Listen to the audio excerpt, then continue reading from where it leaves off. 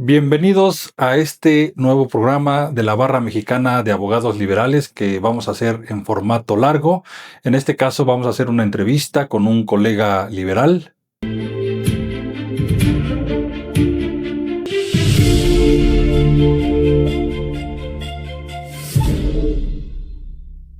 Esta primera entrevista que vamos a hacer, la vamos a hacer con un colega liberal, un colega que está próximo a ingresar a la barra de abogados liberales, que bueno, por una serie de trámites no se ha podido concretar tu ingreso, estimado colega, pero ya estamos próximos a concretarlo.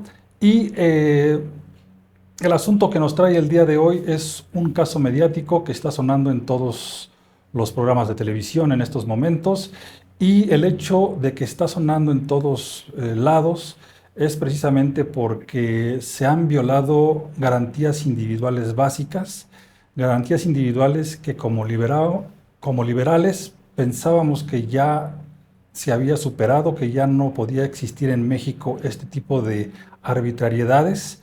Y nos referimos al caso de Israel Vallarta, que estuvo preso casi 20 años por un delito del cual pues se desconoce si es culpable o inocente, pero como en todo Estado de Derecho en el que priven las garantías individuales, se debe de respetar el principio de presunción de inocencia, mismo que no se respetó en este caso.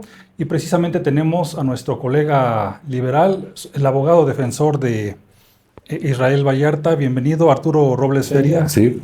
Muchas gracias, estimado colega Dante, y un saludo para todos los estimados colegas y público en general que nos están escuchando. Y efectivamente yo soy todavía el defensor del señor Israel Vallarta Cisneros, que el día viernes obtuvo su libertad, derivado del dictado de la sentencia absolutoria que emitió la jueza tercero de distrito en materia penal en Toluca, Estado de México.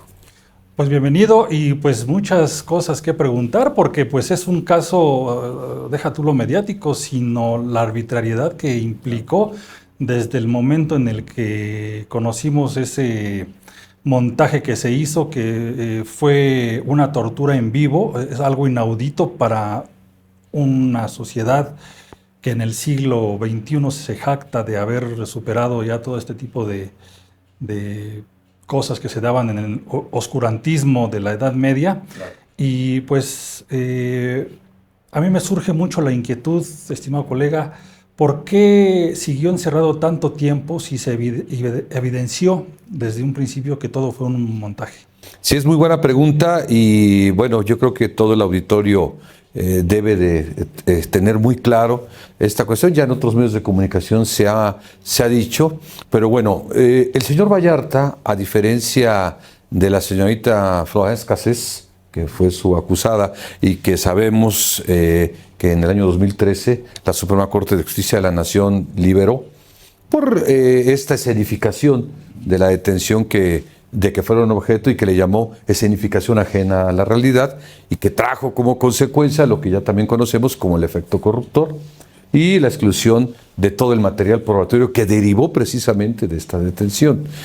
En el caso del señor Vallarta, él, a diferencia de la señorita Cassés, él tenía 2 delitos de secuestro más, que si bien no eran de las personas que estaban supuestamente privadas de la libertad en aquel día de diciembre de 2005, cuando se hizo este montaje, estos 2 asuntos estaban relacionados también indirectamente con el señor Vallarta. Por ese motivo, digamos, desde un particular punto de vista de línea de defensa, y que bueno, esto se fue prolongando y prolongando también, pues por la actuación procesal de las partes, por burocracia jurídica que hubo muchísima en este asunto, y que fueron factores que incidieron en esto. Pero finalmente estos otros 2 asuntos pues traían como consecuencia que si bien se pudo haber hecho valer este precedente de la Suprema Corte desde antes en favor del señor Vallarta, realmente no le iba a generar mucho beneficio, porque él hubiera seguido privado de su libertad de los otros 2 secuestros. Entonces, por eso se optó por llevar esta línea de defensa. Claro, esto fue notoriamente violatorio al derecho fundamental a la pronta administración de justicia, y que es contra de cualquier pensamiento liberal. porque nuestro pensamiento liberal va precisamente a eso, ¿no? A garantizar los derechos fundamentales de las personas contra el poder arbitrario del Estado. Y entonces eso, en el caso del señor Vallarta, obviamente, no se cumplió. Y bueno, a través de todo el proceso, esta burocracia, le llamo yo, por decirlo de alguna forma, judicial, el hecho de que se pedía un informe y tardaba meses en contestarse, y aspectos de esta cuestión burocrática legal, fueron los que hicieron esta bola de nieve, si me permiten, estimados colegas, hacerlo así, y llegó hasta 19 años, 7 meses de prisión, como tú lo dices, estimado colega Dante, en una notoria violación a este derecho fundamental y demás derechos fundamentales del señor Vallarta, a la presunción de inocencia, a ser puesto a disposición de una autoridad de manera inmediata y sin dilaciones, entre otros muchos más que se vulneraron. Entonces, fue un actuar de la autoridad y del Estado que desde el 2005, cuando se integraron estas averiguaciones previas y antes incluso del señor Vallarta, pues se vulneraron en un aspecto contrario a esta filosofía liberal y violatoria de los derechos fundamentales de Israel Vallarta Cisneros. Entonces, por lo que entiendo, estos otros 2 secuestros no estaban involucrados en los casos por los cuales se liberó a Florán Cassé. O sea, porque a ella la liberaron, pues finalmente salió absolutoriamente por todos los delitos que le habían sido imputados. Entiendo entonces que eran 6 secuestros. Ella nada más estaba involucrado en 4 y él estaba involucrado en otros 2 que no se atribuía que no estaban en el mismo domicilio. ¿O qué pasó ahí? ¿Por qué ella sí se fue y él se quedó? Sí, eso es muy importante. Estos otros 2 secuestros, uno de ellos ocurrió en el año 2003 y el otro ocurrió en el mes de septiembre del año 2005, quiere decir meses antes de que se hiciera toda esta escenificación. Y en estos 2 secuestros, en particular, no era señalada o no se encontraba relacionada la señorita Cassés.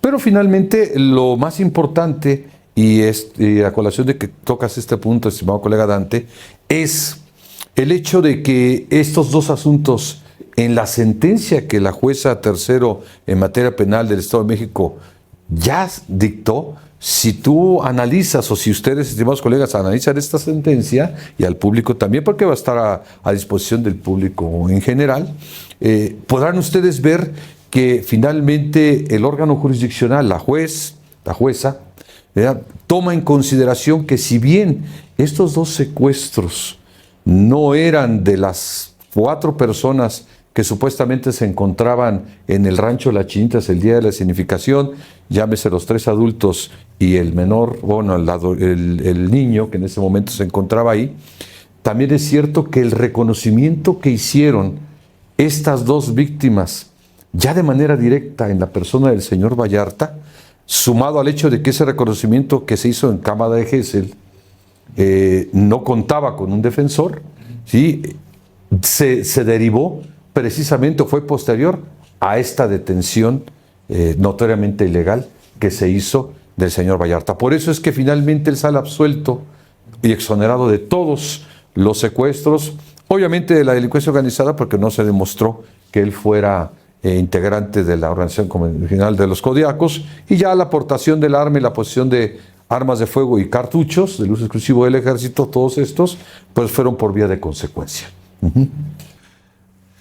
Sí, entonces, bueno, pues los abogados nos preguntábamos cómo estaba la maraña del asunto, porque pues bueno, ahí había una sentencia absolutoria para una de las involucradas y pues claro, cómo era posible, ¿no? Pero entonces esta razón jurídica pues nos da un poco de luz acerca del motivo por el cual permaneció. Pues finalmente había otros procesos abiertos. Así es. Y esto me lleva a preguntarte, a inicios del sexenio pasado advertíamos que había voluntad política para poder resolver este asunto. Sabemos que en un estado en el que existe la división de poderes, el poder ejecutivo es uno, el poder judicial es otro, pero finalmente el poder, y aunque la fiscalía ahora es autónoma, hay una, cierta pues vinculación de la Fiscalía con el Poder Ejecutivo, ¿no?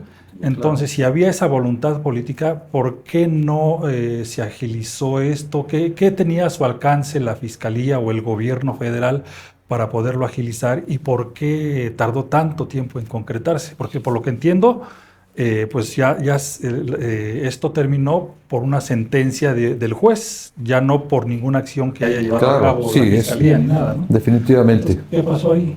Bien, estimados colegas, ahí hay un aspecto muy importante.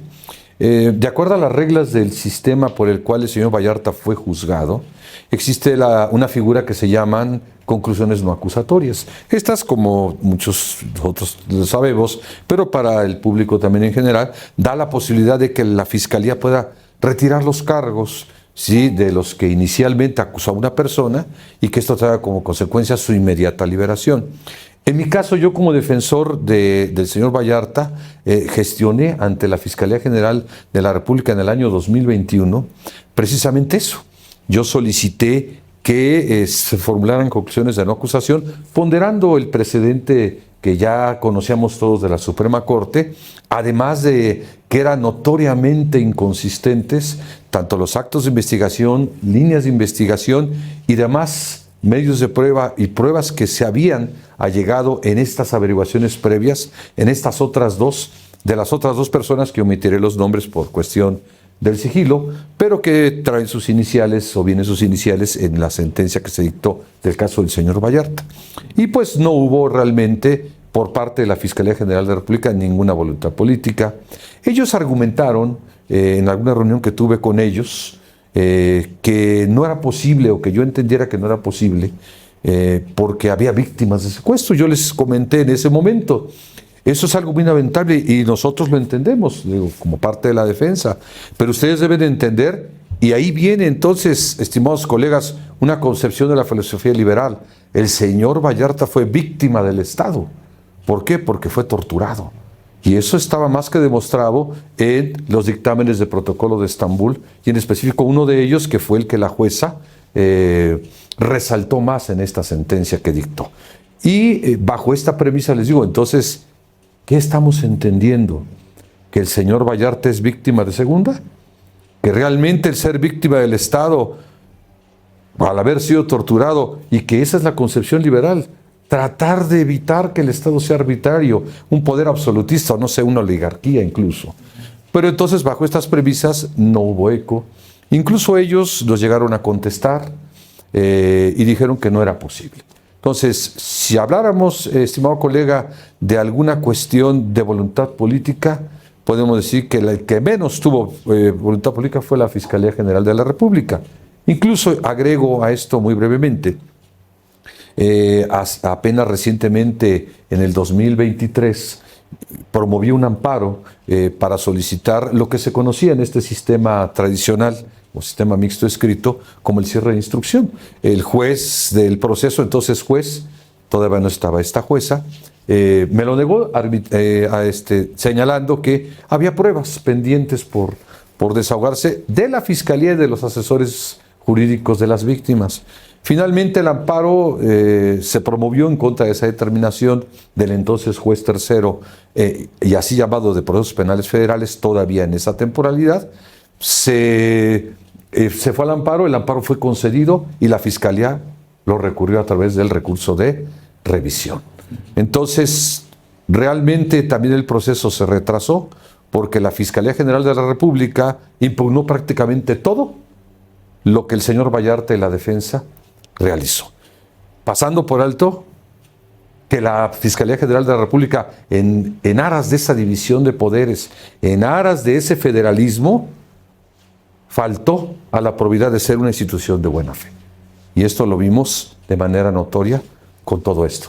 Eso es lo que podría yo contestar a este respecto. Muchas gracias, estimado colega. Y bueno, pues como liberal, como pues nos conocemos de muchos años en este medio de ser liberales y ser propugnantes porque las libertades individuales y las libertades prevalezcan frente al poder del Estado, me gustaría preguntarte, este caso nos indica que todavía no hemos llegado a ese estado pleno de libertades, a un régimen pleno de libertades.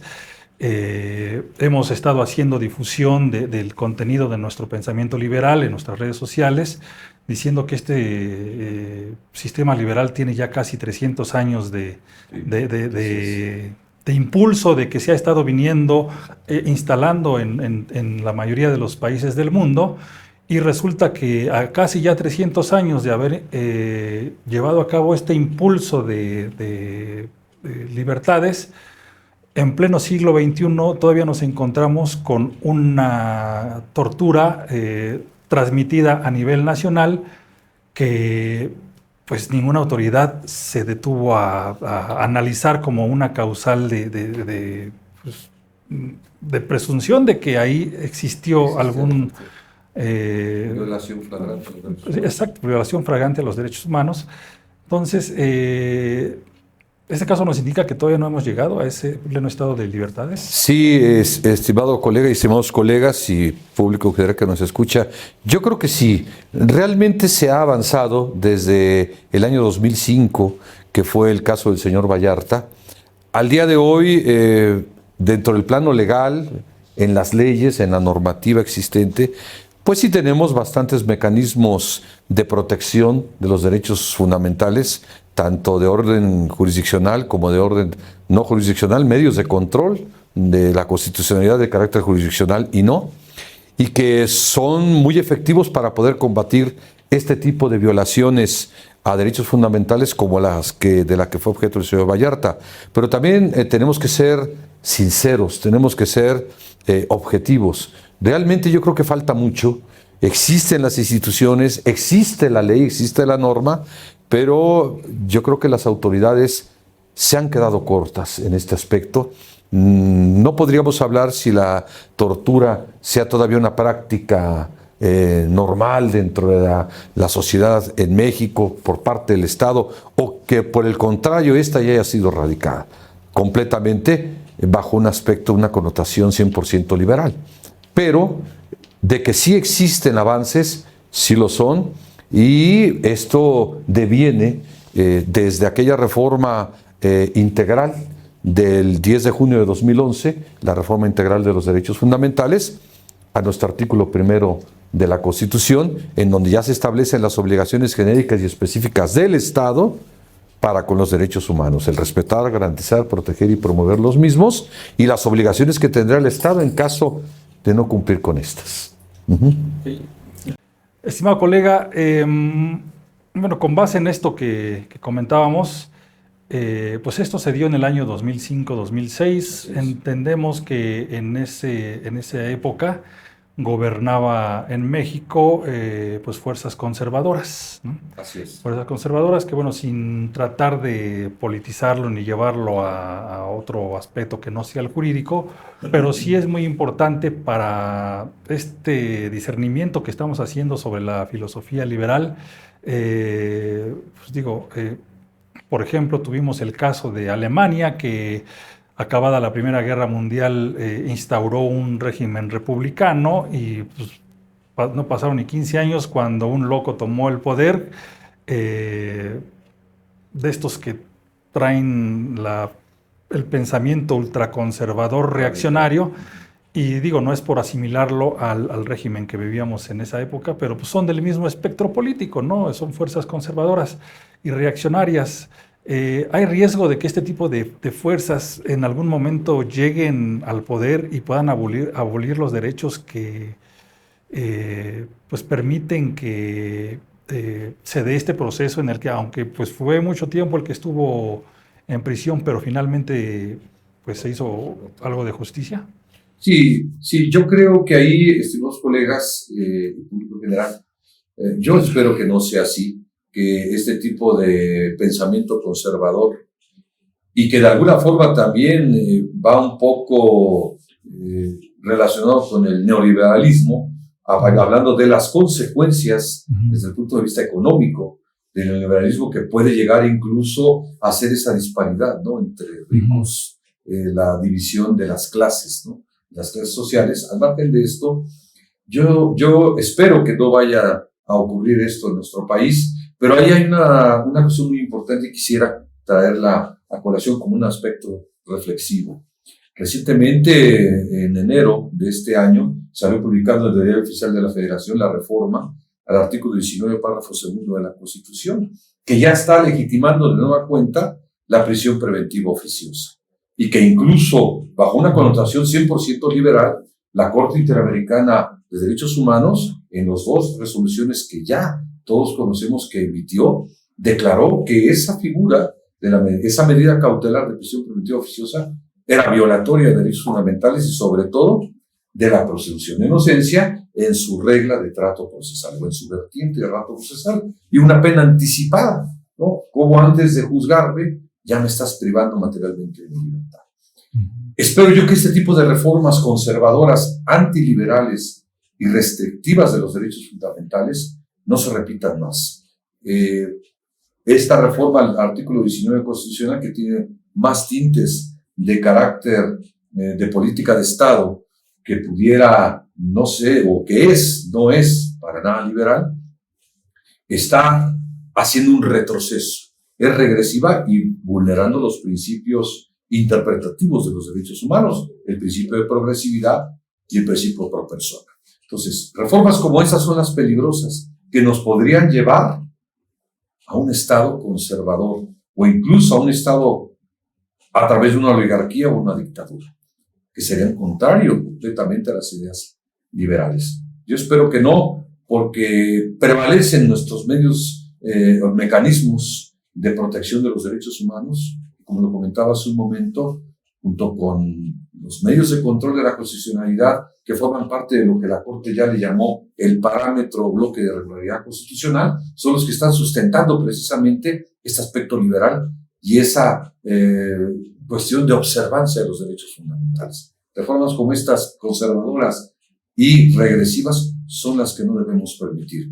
¿Por qué? Porque eso sí nos puede llevar a instaurar un Estado conservador y, retomando como tú lo dijiste, estimado colega, aquel del gobierno del nacionalsocialismo, ¿no? Con Adolf, que asume el poder como canciller en Alemania en 1933 y que 6 años después, en 1939, inicia la Segunda Guerra Mundial al invadir Polonia. Entonces, creo yo que ese aspecto sí habrá que cuidarlo mucho, porque es muy grave. Reformas como esta al artículo 19 constitucional.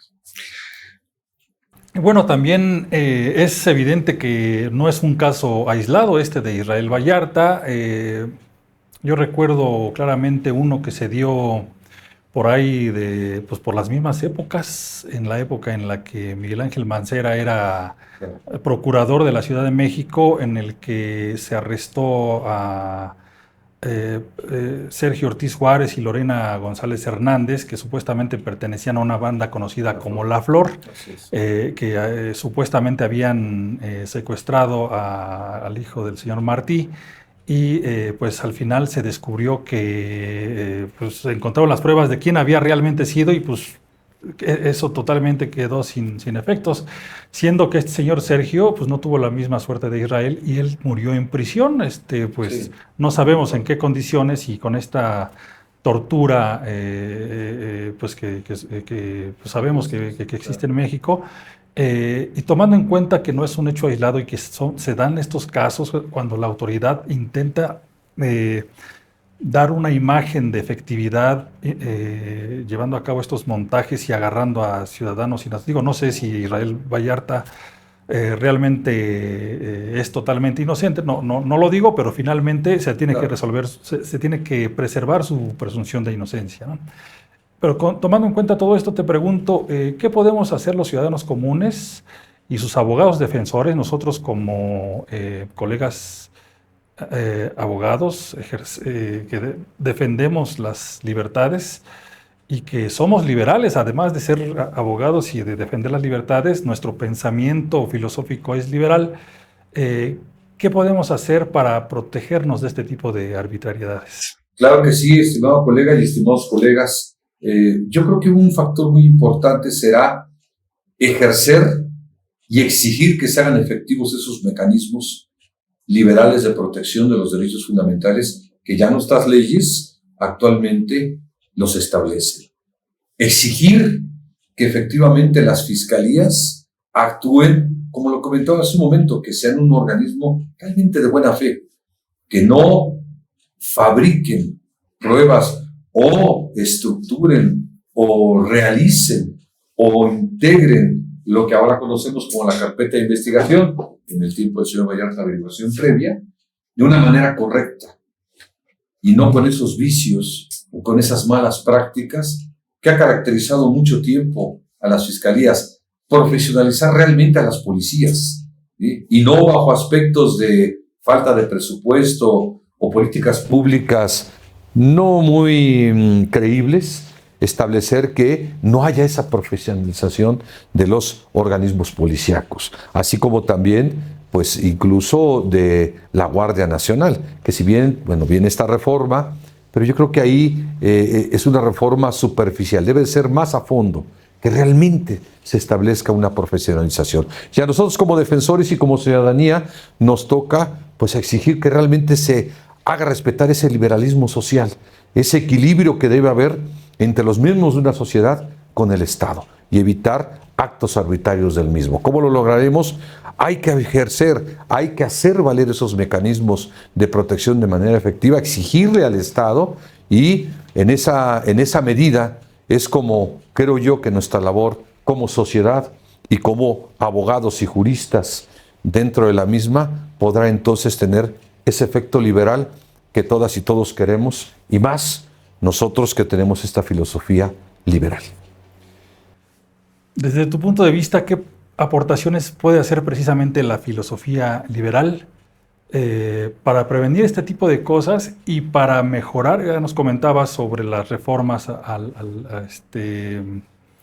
19 constitucional, que pues, en cierta manera son regresivas, que pues en lugar de hacer una reforma regresiva, lo que tendríamos que hacer son reformas progresivas, ¿no? Claro. Digo, para no decir progresistas, porque luego la gente se asusta con la palabra progresista, pero pues no es progresivas, es precisamente un principio jurídico, es el principio de progresividad de los derechos humanos. Es un principio que está reconocido jurídicamente por los organismos internacionales de justicia y de derechos humanos y que los tribunales en México lo deben de acatar y lo deben de cumplir en sus sentencias, deben de hacer lo que vaya en mejor avance de los derechos humanos. ¿Qué aportaciones podemos hacer como liberales para... y digo, tú que viviste desde adentro este caso tan arbitrario, para poder evitar este tipo de casos en el futuro?